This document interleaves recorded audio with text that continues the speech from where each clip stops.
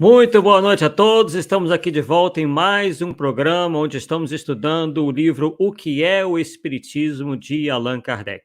Uma alegria estarmos aqui novamente para trocarmos ideias, estudarmos juntos.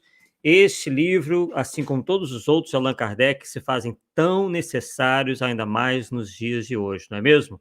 De tantas ideias malucas, extravagantes, tantas teorias mirabolantes, tanta falta de racionalidade, tanto fanatismo, tanta heterodoxia, tanto orgulho, né, de quem não quer aprender, que mal sabe o ABC e acha que sabe o alfabeto todo, né? Essa é a verdadeira situação. Nós que pesquisamos aí como que andam as coisas, os movimentos espiritualistas, tanto os mais antigos quanto os mais novos. Temos aí a questão da ufologia, enfim, uma série de alternativas que as pessoas têm e ficam batendo cabeça e nunca saem do lugar. Se saem, é muito, mas muito pouco.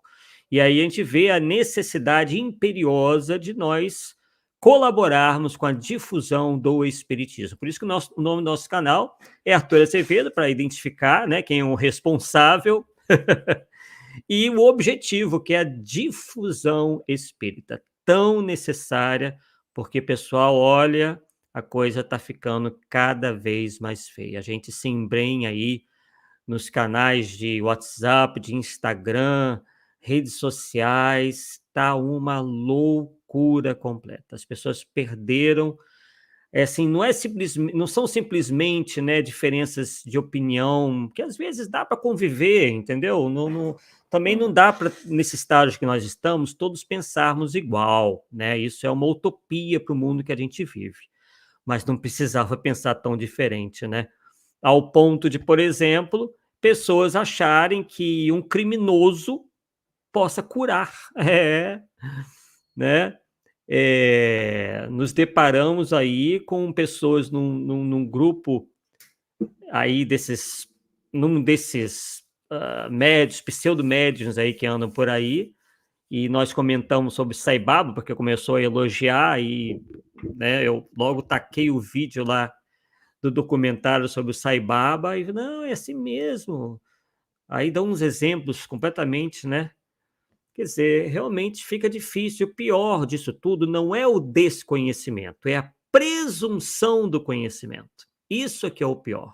Quando alguém não domina uma matéria, no caso aqui, as verdades espirituais, por exemplo, do espiritismo, e acha que já, enfim, né, já é um doutor, é um professor naquilo que mal sabe o beabá. E não quer aprender, é a teimosia, é a presunção, é muito difícil, né? Hoje em dia está muito difícil. Bem, vamos ver aqui quem é que já está aqui conosco. A Nelide Fernandes de Souza, que fala do Rio de Janeiro, desejando boa noite a todos. Ela que está sempre aqui presente, assim como a Shirley Siqueira, que fala de Poços de Caldas.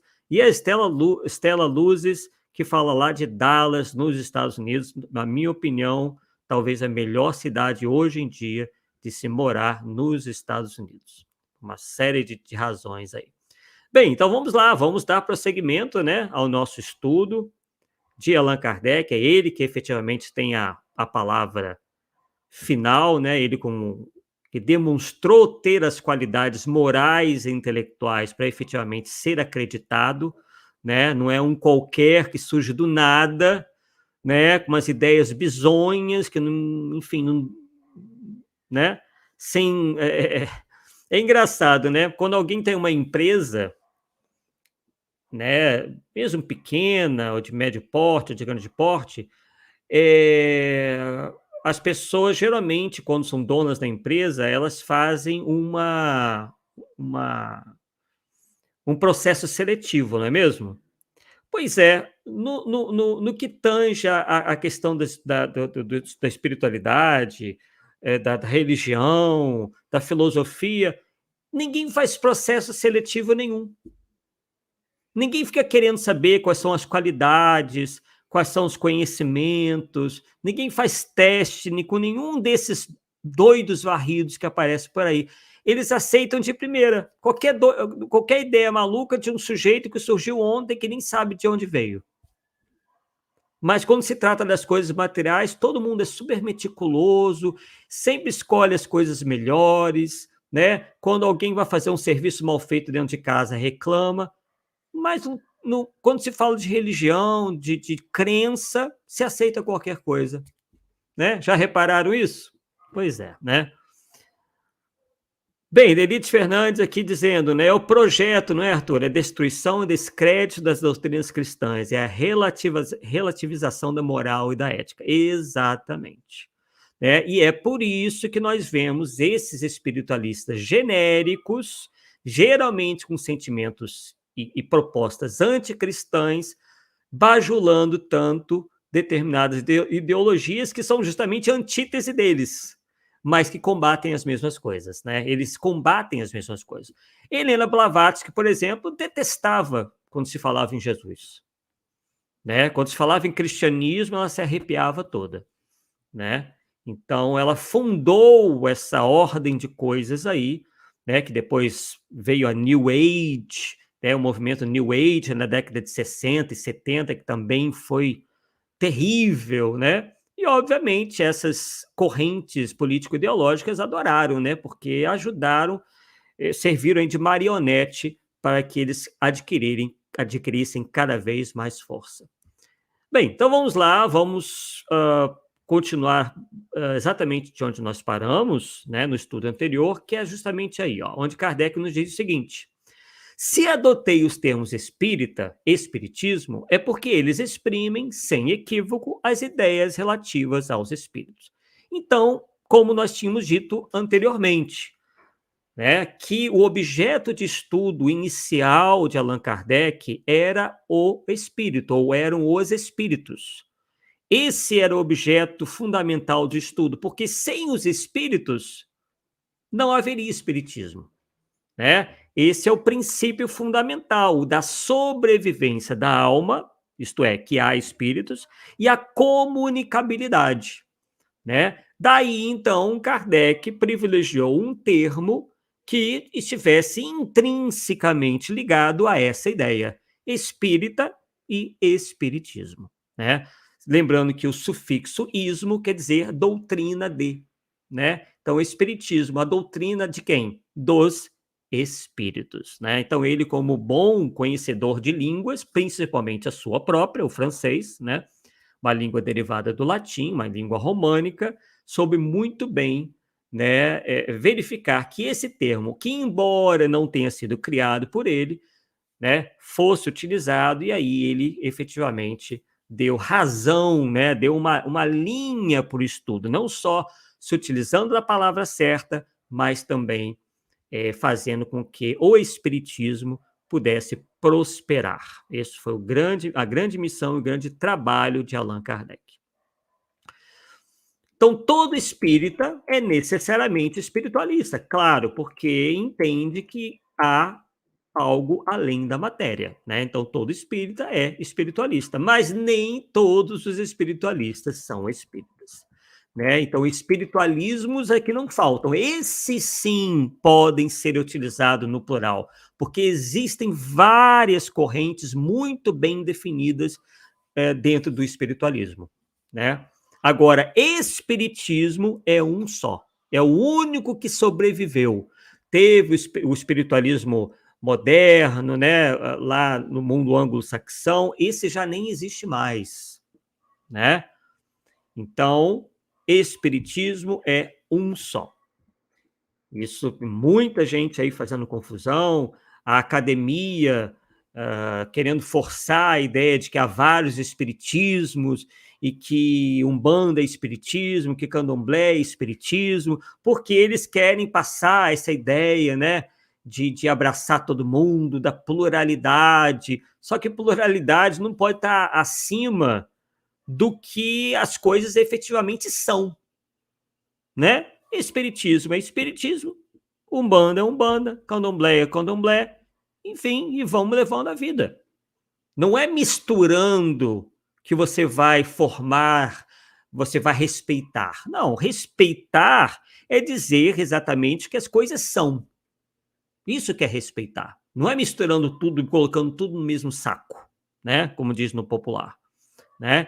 Então, esses acadêmicos que nada entendem desses assuntos, né, eles olham sobre um prisma completamente diferente, é um prisma, enfim, das suas análises lá, que pode até servir muito bem para alguns outros propósitos, mas para definir o espiritismo não é, porque eles não entendem como que o espiritismo surgiu, não entenderam a ordem das coisas, como que as ideias foram avançando, as diferenças que depois Allan Kardec pôde perceber entre o que diziam os espíritos e o que diziam os espiritualismos, né, as próprias igrejas, enfim, né? Então, não entendendo isso, obviamente que dá ensejo a essas confusões todas. Ainda que os espíritos fossem uma quimera, haveria utilidade em adotar termos especiais para designar o que a eles se refere, porque as falsas ideias, como as verdadeiras, devem ser expressas por termos próprios. Claro, né? Porque senão nós não conseguimos nos entender. Para cada coisa há de ter um nome, há de ter algo que o represente. É assim que age, a finalidade da língua é essa, atribuir a cada coisa uma palavra, né? Imagine se eu fosse atribuir a palavra rosa todas as flores. Como é que eu ia distinguir, né, a rosa da margarida se eu chamo a margarida de rosa?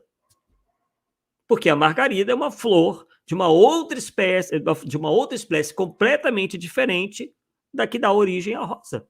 Como é que os botânicos iam se entender se todas as flores se chamassem rosa?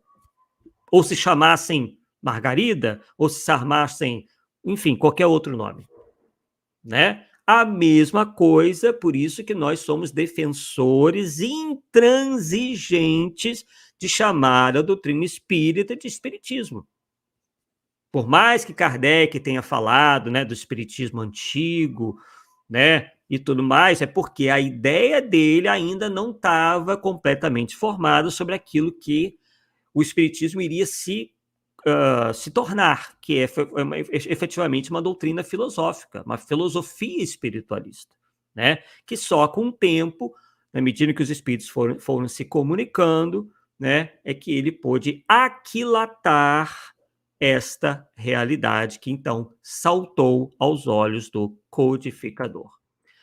Além disso, essas palavras não são mais bárbaras que as outras, que as ciências, as artes e as indústrias, e a indústria diariamente estão criando.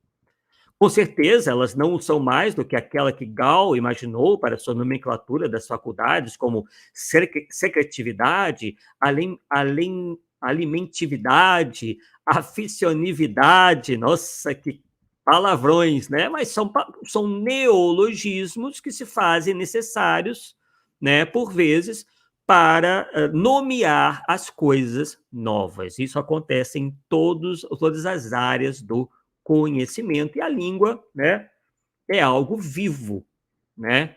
E então é natural que novas palavras surjam. Há pessoas que, por espírito de contradição, criticam tudo o que não provém delas, tomando ares de oposicionistas. Aqueles que assim provocam tão pequeninas chicanas só revelam o acanhamento de suas ideias. Agarrar-se a tais bagatelas é demonstrar falta de boas razões, né? Então, aqui Kardec está criticando essa postura, né, que é uma postura orgulhosa de criticar tudo que, né, essas pessoas não tenham, como diz ali, criado, né, tudo que não provém delas, né? Então, possivelmente, ele está, não sei exatamente a que ele está se referindo, mas, né, ele está lançando essa crítica aí. As palavras espiritualismo e espiritualista são inglesas, isso é uma realidade, né? Surgiram na Inglaterra, inclusive, na Inglaterra ou nos Estados Unidos. Acho que foi nos Estados Unidos que surgiu o termo espiritualismo e espiritualista, né? Depois, enfim, é difícil saber a origem dessas palavras que são muito antigas. Agora, a palavra espiritismo, né, foi encontrada sendo utilizada antes de Kardec nos Estados Unidos. Mas a origem, né, espiritualismo, está no inglês, né, uma língua anglo-saxã, né? Então, possivelmente tenha sido na Grã-Bretanha, né? Porque é um estado bem mais antigo que os Estados Unidos. E têm sido empregadas nos Estados Unidos desde que começaram a surgir as manifestações dos espíritos. No começo, e por algum tempo, também delas se serviram na França. Logo, porém, que apareceram os termos espírita e espiritismo, compreendeu-se a sua utilidade e foram imediatamente aceitos pelo público. Então, Kardec aqui está confirmando que os termos espírita e espiritismo não foram criados por ele. Tá? Mas, como nós dissemos, criar um termo não o faz dono de tudo. Você apenas criou uma palavra. Então, nós costumamos dar o seguinte exemplo. Leonardo da Vinci, dentre as várias áreas em que ele atuava, era um inventor. E consta, por exemplo, que ele teria feito um desenho, né? Esse desenho acho que até foi descoberto e se encontra em algum museu. Ele teria, assim, criado, pelo menos no papel, o helicóptero. Só que o Leonardo da Vinci efetivamente construiu o helicóptero. Ele fez ele desenhou, beleza, fez lá uma hélice, algo muito parecido com o que nós temos hoje. Mas efetivamente ele colocou um helicóptero para voar? Leonardo da Vinci construiu um helicóptero? Ele disse como é que funcionava o motor, os comandos? Não. A mesma coisa quem criou a palavra espírita e espiritismo. Ele pôs o espiritismo para funcionar? Não pôs. Quem pôs foi Allan Kardec, né? Obviamente com, né, a ajuda, né, dos próprios espíritos, alguns elementos encarnados, Amélie Baudet, ninguém faz nada sozinho, mas Kardec era o líder, né? Isso todos reconhecem e, obviamente, pelo trabalho que ele desenvolveu. Hoje, o seu uso, né, o uso da palavra espiritismo, espírita, está tão generalizado que os próprios adversários, aqueles que no princípio os classificavam de barbarismos, não empregam outros, né? Porque os franceses se implicaram. Agora eu me lembrei por que Kardec fez aquele comentário, um parágrafo atrás. Porque alguns começaram a acusar Kardec de barbarismo com a língua francesa, né? Porque ele fez uma importação, né, da palavra spiritism do inglês, deu uma leve adaptada ali, mas soou muito mais uma palavra anglo-saxã do que uma palavra francesa. Então, os críticos logo se assanharam, né? Os sermões e as pastorais que fulminam o espiritismo e os espíritas viriam produzir enorme confusão se fossem dirigidos ao espiritualismo e aos espiritualistas. Então, os próprios adversários do espiritismo começaram a utilizar os termos que o pessoal andou condenando. Bárbaros ou não, esses termos estão hoje incluídos na língua usual e em todas as línguas da Europa. São os únicos empregados em todas as publicações, favoráveis ou contrárias, feitas em todos os países. Eles ocupam o vértice da coluna da nomenclatura da nova ciência. Para exprimir os fenômenos especiais dessa ciência, tínhamos necessidade de termos especiais. Claro, toda ciência tem o seu jargão, tem os seus vocábulos, né, que pertence àquela ciência. O espiritismo hoje possui a sua nomenclatura, tal como a química. Então, qualquer outra ciência, algo muito, muito natural. Vamos ver aqui se vocês estão comentando alguma coisa. Stella Luzes. Será que o espiritismo brasileiro consegue se manter? Ou será que possa acontecer o mesmo que aconteceu com o espiritismo francês? Olha, Stella, é muito difícil, né, a gente fazer...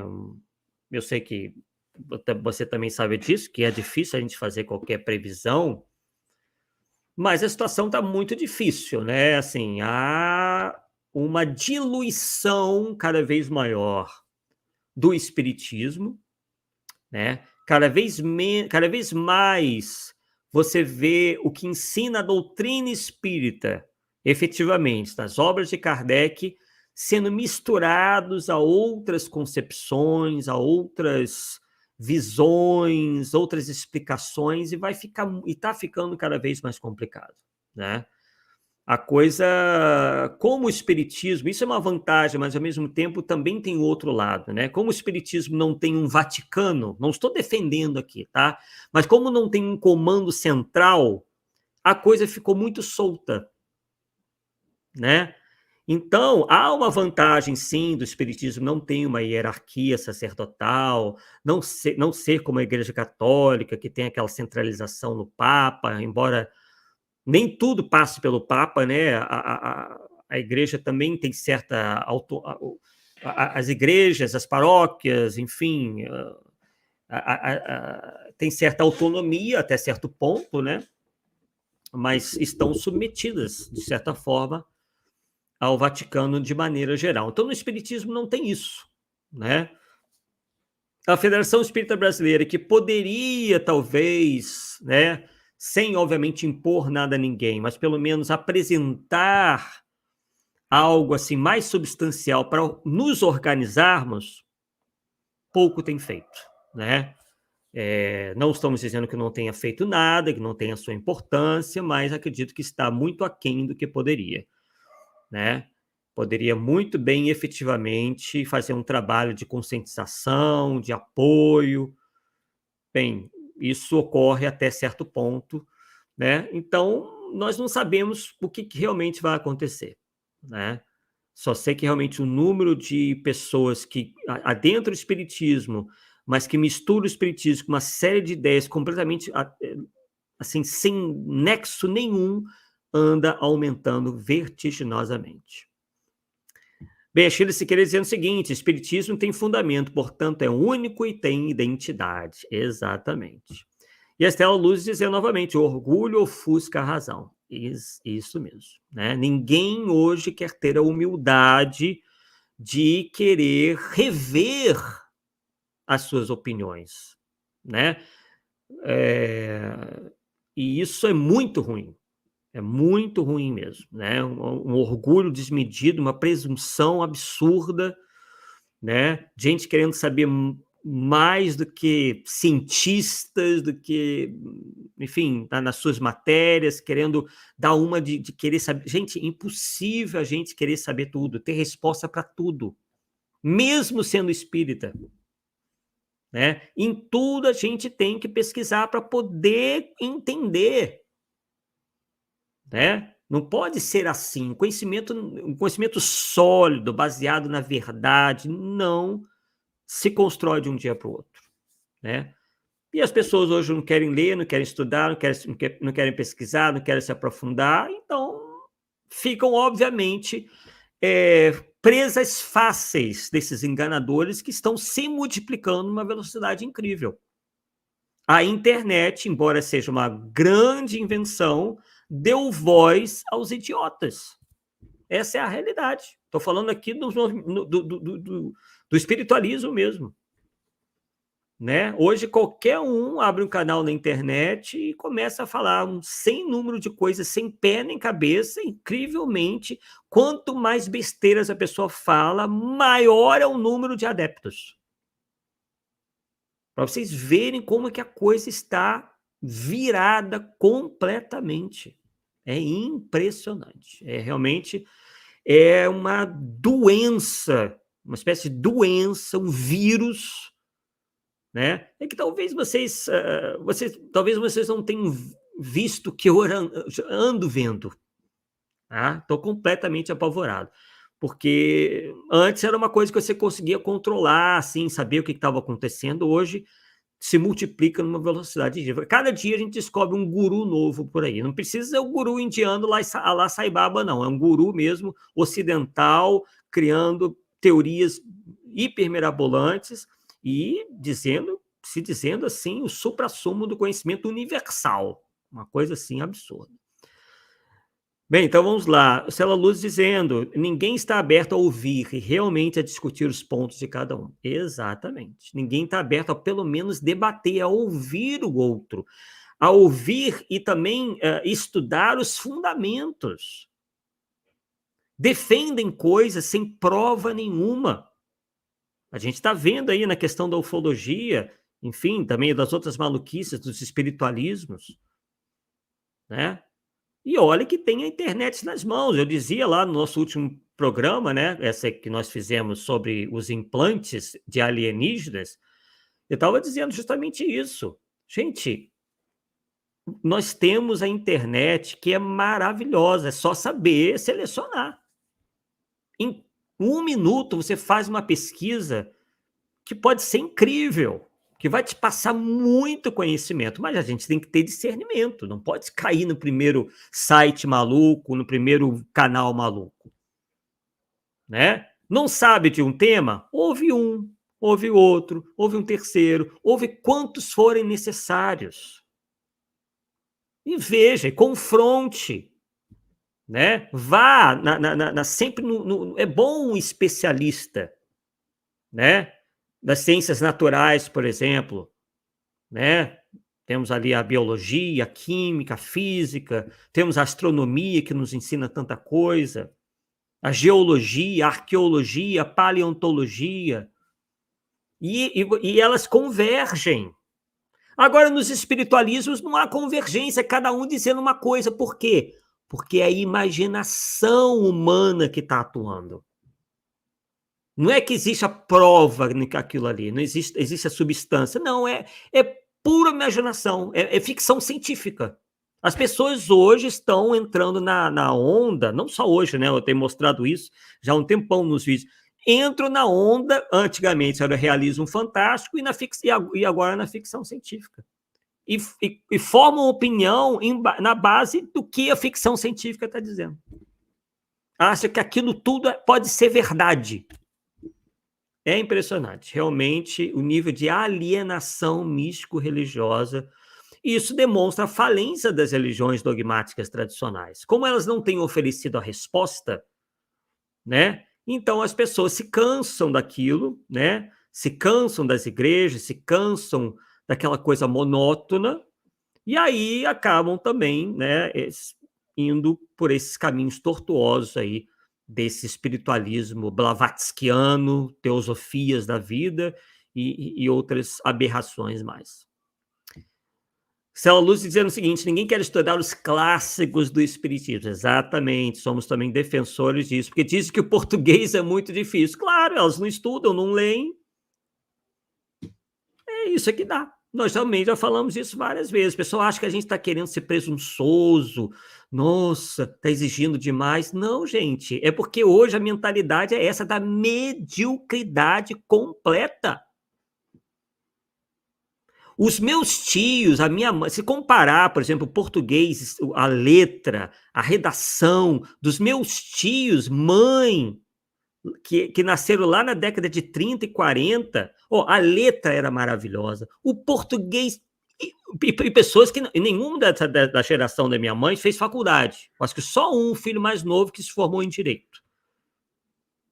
Mas todos os outros que sequer terminaram, às vezes, o primeiro grau, ou antigo segundo grau, primeiro e segundo grau, tinham esse português horroroso que nós encontramos nas faculdades. Tinham letras muito bem feitas, desenhadas, um português com essa coisa feia que está aí. Mal escrita, mal falada, enfim, onde você nem entendeu o que a pessoa às vezes está querendo dizer ali, porque não sabe usar vírgula, ponto, não sabe nada, nem um ponto de interrogação. Às vezes a gente não fica sem saber se a pessoa está perguntando, se ela afirmando que ela não sabe usar ponto de interrogação, gente. Olha o que ponto que não chegou. Aí vocês acham que alguém que não sabe usar um ponto de interrogação vai querer saber de alta filosofia espiritualista? Jamais. Se ela não dá conta do pequeno, não dá conta do grande. Não tem jeito. Então você está certíssima, Estela. Quer dizer, as pessoas não querem estudar, muito menos os clássicos, porque não dão conta nem do mais fácil, nem do mastigado. Você fala uma coisa, a pessoa entende outra completamente diferente. Você tem que quase que desenhar para as pessoas. E isso não é o Arthur que está dizendo. Foi feita uma pesquisa aí que diz que o QI do brasileiro diminuiu. É a primeira vez que uma geração é mais burra do que a geração anterior. Essa é a palavra, não tem outro. Eu dou aula há quase 30 anos, dou aula desde os 18 anos, estou com 52. E vi essa curva cada vez descendente da intelectualidade das pessoas. Então isso é muito preocupante e afeta o espiritismo. Por quê? Porque espiritismo é leitura, é estudo. Não tem como aprender espiritismo sem ler e estudar. Não existe isso. Você pode, claro, ouvir palestras, não há nada de mal nisso, é um bom meio para se estudar também, mas tem que ter a hora de você sentar e ler. É assim que se aprende efetivamente para não esquecer. Isso é neurociência. Então, isso também, de certa forma, responde, né? O que pode acontecer com o movimento espírita brasileiro. Então, vamos lá. Ai, meu Deus do céu. Adelite Fernandes, os princípios, os espíritos, o mundo espiritual, suas manifestações existirão sempre, independente do movimento espírita, claro, ou do espiritismo. Exato, isso não tem, a gente não tem que se preocupar, né? Mas a parte humana realmente está muito preocupante, né? A Sheila Sequeira, verdade, as pessoas acreditam em tudo, teorias medonhas. Olha, vou dizer só uma que eu tomei conhecimento hoje, da pessoa dizendo com toda convicção que nós temos réplicas de nós mesmos. Existe um outro Arthur, existe uma outra Shirley, uma outra Nelide, uma outra Estela, numa outra dimensão, porque afinal de contas nós não vivemos no universo, nós vivemos no multiverso, então tem uma cópia de nós vivendo por aí, em algum multiverso. Vejam só, isso é só uma das loucuras. Né? Aí a gente fala lá, pessoal, olha, o espírito é uno, ele é indivisível, não existe essa de fazer réplica do mesmo espírito, ele é uma, né? Não adianta. Aí sabe qual foi a resposta? É que essa é uma coisa muito complexa, você não tá com capacidade para entender. É isso que a gente tem que ouvir, né? Então, vamos lá, Estela. O pessoal agora quer ler apenas livros de autoajuda. É subliteratura. Subliteratura. Não precisa ser algo denso, realmente que você tem que pegar o dicionário, 10. Não! Não precisa chegar. Pode até chegar lá. O processo é esse. Você vai lendo, você vai aumentando o seu vocabulário e daqui a pouco, realmente, você consegue, né, depois de um tempo, você consegue ler livros mais rebuscados, mais profundos. É um processo, o aprendizado é assim. Começa sempre do simples para chegar no mais complexo, normal, né? Mas pelo menos que dessem conta do simples, né? Mas nem disso, né? Deixa eu ver aqui mais comentários de vocês, já até ultrapassamos nosso horário.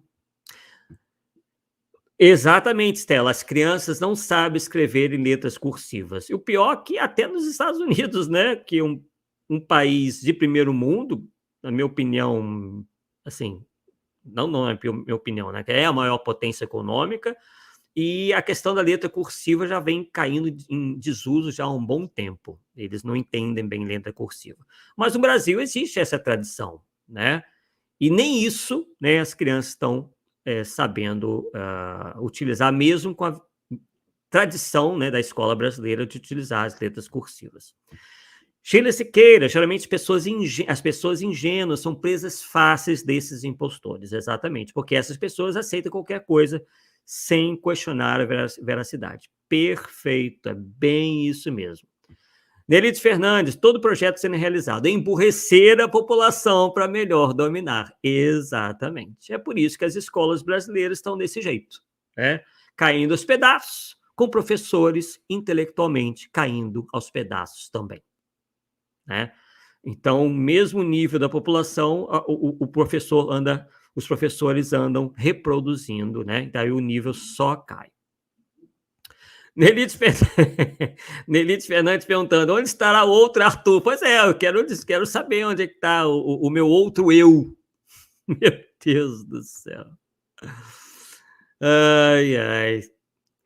Estela Luzes, a gente não consegue expandir para ver todo o universo. E a Sheila Siqueira dizendo, né? Sua mente não está expandida, exatamente. Exatamente o que eles falam. Não, você não é um desperto, você não despertou ainda para essas coisas. Aí tem um nome, fractais, que existem os fractais, por causa dos fractais é que nós temos cópias nossas no multiverso. Aí pergunta para a pessoa o que ele entende, por exemplo, quantos planetas tem no sistema solar, para ver se a pessoa dá a resposta certa, mas ele sabe o que tem no multiverso. É por aí, né? Sheila Siqueira, essas pessoas dizem que não temos a mente expandida para entender a sabedoria deles. Exatamente. São hiper, mega presunçosos. Mas se fosse uma presunção, eu até perdoaria, né? Pô, o cara é presunçoso, mas ele sabe demais. Cara, dá para perdoar. Dá para relevar, porque você tem um ganho. Quando você se aproxima de alguém que tem muito conteúdo, e até um pouco presunçoso, cara, você já está ali ganhando alguma coisa, você está aprendendo. Agora, um presunçoso ignorante, qual é a vantagem que ele te oferece? Absolutamente nenhuma, né? Enfim, bem, então, pessoal, damos então por encerrado o nosso estudo de hoje. Eu sei que é pouquinho, né? O estudo estabelecido pelo canal é de 8h40 às 9h10, até já ultrapassamos um pouquinho. Deixa eu remover aqui, para poder falar com vocês. Bem, então, estamos aí na luta, né, de tentar, pelo menos, acordar um pouco o movimento espírita, que esse sim, de certa forma, se encontra adormecido, porque não quer saber, né, fez igual o macaquinho. Eles taparam os olhos, os ouvidos, né, a boca, não querem saber de discutir nada, de debater nada, né? Então, vamos continuar acreditando em uma série de coisas que a ciência já derrubou, vamos continuar acreditando em fantasias e bola para frente, né? Claro que a gente vê certa luz ao fim do túnel, a gente vê gente muito boa por aí. Temos aí, a Nelide se conhece bem, a Sheila também, enfim, todos aqui, o Cosme Massi, figura ímpar dentro do movimento espírita. Há outros também, temos aí o grupo do Carlos Sete, fazendo esse trabalho histórico e também que nos ajuda a entender também a história do espiritismo e o próprio espiritismo, né? Gente com uma mente mais efetivamente expandida, competente, né? São pessoas competentes naquilo que fazem, têm uma intelectualidade bastante elevada, uma moral também bastante interessante, né? Então, temos trabalhos sérios, sim, divulgadores sérios, porém, né, a gente ainda tem muito que galgar, porque as massas ainda estão muito afastadas do entendimento de o que é o Espiritismo. Daí a importância de nós estudarmos essa obra, né, e cada vez mais nos aprofundarmos na doutrina espírita.